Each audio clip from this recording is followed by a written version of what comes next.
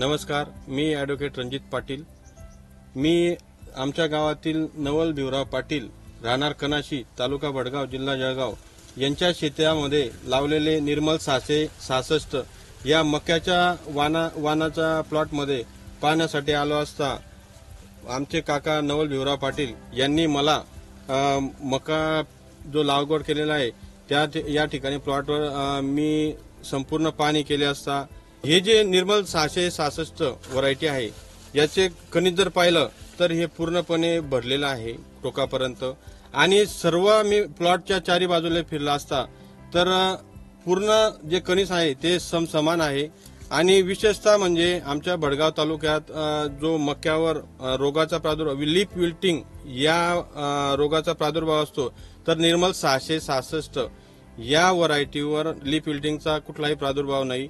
आणि मी नवल पाटील यांना मी विचारणा केली असता त्यांनी मला सांगितले की मी ह्या पूर्ण 5 एकर प्लॉटवर निर्मल 666 या मक्याची वाण लावलेलं आहे आणि निर्मल तंत्रज्ञान जे आहे ते निर्मल तंत्रज्ञानाचा वापर केलेला आहे.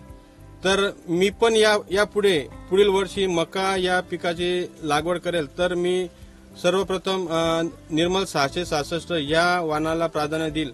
आणि इतर मी शेतकऱ्यांना पण आवाहन करतो की आपण देखील निर्मल 666 या वाणाचा लागवड करावी, मक्याची लागवड करावी आणि जेणेकरून आपल्या जे उत्पन्न आहे उत्पन्नामध्ये जास्तीत जास्त भर होईल आणि आपली आर्थिक परिस्थिती जेणेकरून सुधारेल.